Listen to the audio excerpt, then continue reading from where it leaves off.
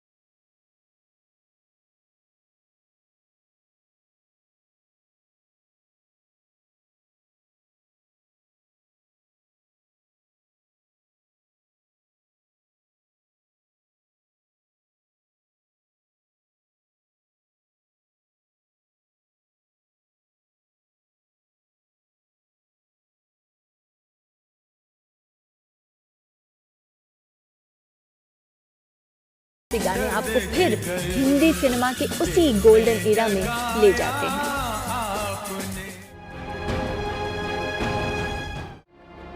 मोहम्मद रफ़ी का जन्म सन 1924 में अमृतसर के पास कोटला सुल्तान सिंह में हुआ।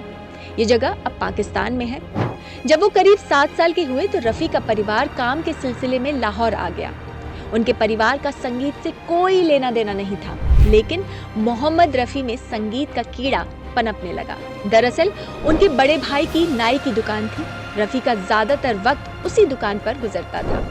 7 साल की उम्र में वो उस दुकान के सामने से गुजरने वाले एक फकीर का पीछा किया करते थे, जो गाते हुए वहां से गुजरा करता था। रफ़ी दुकान पर बैठे बैठे उस फकीर की तरह गाने की कोशिश किया करते थे। दुकान पर आने वाले ग्राहक रफ़ी की आवाज की तारीफ करने लगे। फिर बड़े भाई ने म्यूजिक के लिए रफ़ी का जज्बा देखा और उन्हें उस्ताद अब्दुल वाहिद खान के पास संगीत की शिक्षा दिलवाने लगे। अक्सर हुनर को किस्मत का साथ मिल ही जाता है। मोहम्मद रफ़ी के साथ भी कुछ ऐसा ही हुआ। बात कुछ ऐसी है कि एक बार लाहौर में उस समय के मशहूर सिंगर और एक्टर कुंदन लाल सहगल आकाशवाणी के लिए एक प्रोग्राम करने के लिए पहुंचे थे। उनका गाना सुनने के लिए मोहम्मद रफ़ी और उनके भाई भी गए। तभी बिजली गुल हो गई और सहगल ने गाने से इनकार कर दिया। ऐसे में भीड़ ने शोर मचाना शुरू कर दिया। बस फिर क्या था, रवि के हाथ वो मौका लगा जिसकी उन्हें कब से तलाश थी। बड़े भाई ने शो के ऑर्गेनाइजर से बात की और कहा कि रफ़ी को स्टेज पर गाने देंगे तो भीड़ भी शांत हो जाएगी।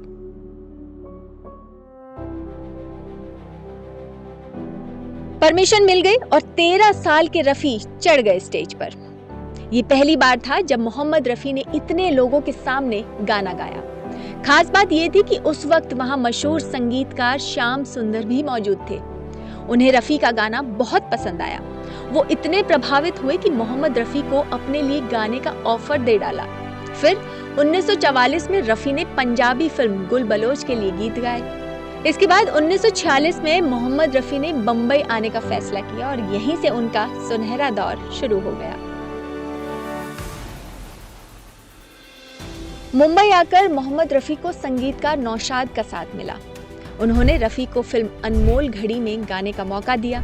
इसके बाद मेला, शहीद और दुलारी जैसी फिल्मों में रफ़ी के गाने खूब पसंद किए गए। फिल्म बैजू बावरा के बाद तो जैसे रफ़ी की किस्मत ही बदल गई। अपने समय की सबसे मशहूर संगीतकार जोड़ी शंकर जयकिशन को मोहम्मद रफ़ी की आवाज इस कदर पसंद आई कि वो अपनी हर फिल्म में उनसे गाने गवाने लगे।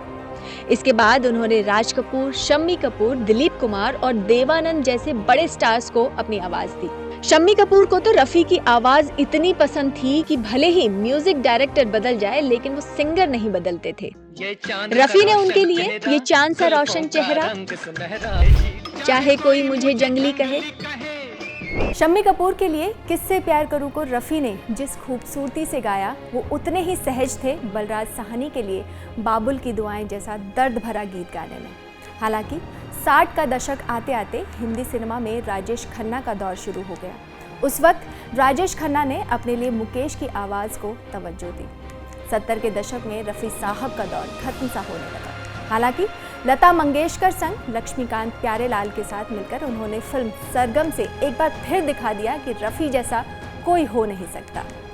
खैर 1980 में दिल का दौरा पड़ने की वजह से संगीत की ये अनूठी विरासत हमसे बहुत दूर चली गई, मगर वो मरकर भी अमर हो गए।